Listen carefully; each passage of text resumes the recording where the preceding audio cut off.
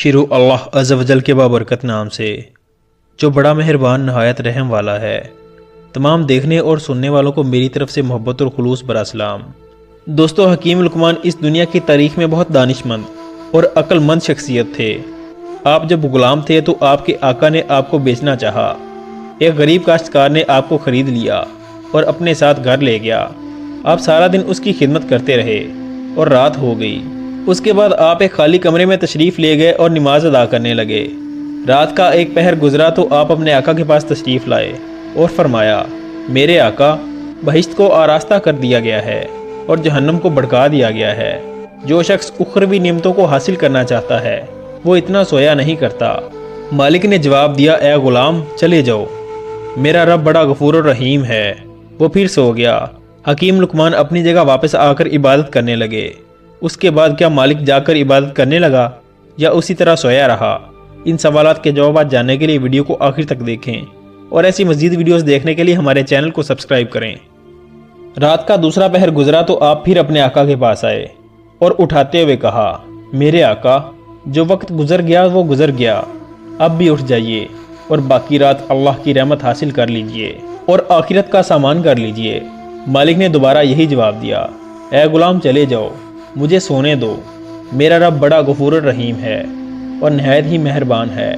حکیم لقمان پھر اپنی جگہ پر واپس آ گئے اور عبادت کرنے لگے۔ رات کا تیسرا پہر بھی بیت گیا اور صبح ہونے کے قریب ہو گئی تو آپ پھر مالک کے پاس آئے اور کہا، آقا، اب تو پرندے بھی جا کر اللہ کی حمد و ثنا کرنے لگے ہیں۔ اللہ عز و جل سے بخشش طلب کرنے کا یہ بہترین وقت ہے۔ مالک نے جواب دیا، اے غلام، مجھے کچھ دیر اور سونے دو، میرا رب بڑا غفور الرحیم ہے، وہ بڑا مہربان ہے۔ حکیم لقمان پھر واپس آ گئے اور فجر کی نماز ادا کرنے لگے۔ نماز کے بعد گھر کے کاموں میں مصروف ہو گئے۔ اتنے میں آپ کا آقا بیدار ہوا اور آپ کو 10 سیر یعنی 10 کلو جو دیے اور کہا کہ انہیں جا کر ہماری زمین میں کاشت کر دو۔ آپ کے ذہین دماغ میں ایک خیال آیا اور آپ نے سوچا، کیوں نہ مالک کو عملی طور پر نصیحت کی جائے۔ لہٰذا آپ ایک پڑوسی کے پاس گئے اور 10 سیر جو دے کر اس سے 10 سیر باجرہ لے لیا اور جا کر زمین میں کاشت کر دیا۔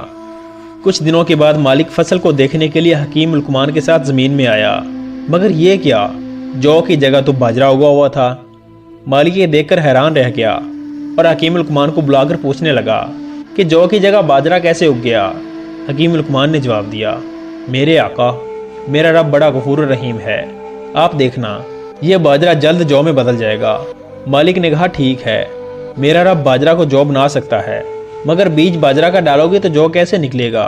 حکیم لقمان نے کہا، آقا، اگر جو کا بیج ڈال کر جو کی ہی امید کی جاتی ہے اور باجرے کے بیج سے جو نہیں نکلتے، ٹھیک اسی طرح آپ ساری رات سو کر اپنا نامہ اعمال کیسے نیکیوں سے بھرا ہونے کی امید رکھتے ہو؟ اب بھی غفلت چھوڑ دو اور راہ خدا میں راتیں جا کر عبادت کرو۔